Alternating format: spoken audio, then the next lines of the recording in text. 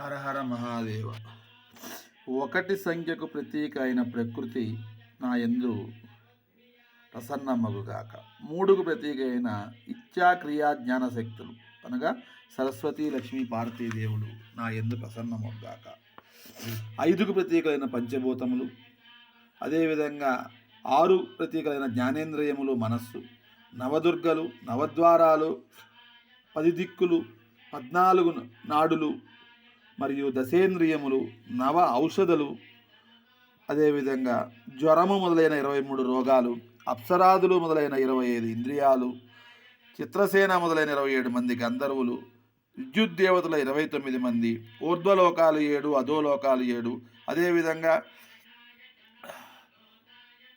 అయోధ్య, మధుర, మాయా, కాశీ, కాంచి, అవంతిక, ద్వారావతి అనే ఈ పురాలు, కైలాస, మానస, మేరు, వసు, ఈ మొత్తం 31 ఈ పుణ్యమైనటువంటి పురాలన్నీ కూడా నాకు.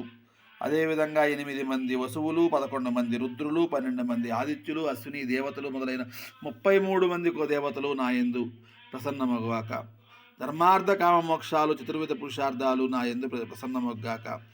అదేవిధంగా సిద్ధ విద్యలు, కర్మేంద్రియాలకు చెందిన సిద్ధ విద్యలన్నీ కూడా నాకు కలుగుగాక. దేవ సృష్టి అనే 8 స్థావర సృష్టి విధాలు, కౌమార మానస సృష్టి విధములు, జ్ఞాన కర్మేంద్రియ సృష్టి విధములు, అహంకార సృష్టి విధములు, సత్వ రజస్ తమోగుణ సృష్టి విధములు ఈ 32 నా యందు కలుగుగాక.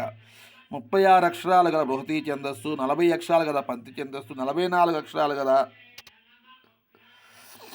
త్రిష్టుప్ ఛందస్సు నా యందు కలుగుగాక. అదేవిధంగా 48 అక్షరాలు గల జగతీ ఛందస్సు నా యందు ప్రసన్నమగుగాక.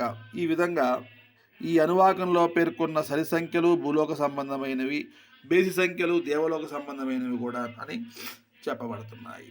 ఆ విధంగా ఈ 11 అనువాకాలు పూర్తి అయినాయి.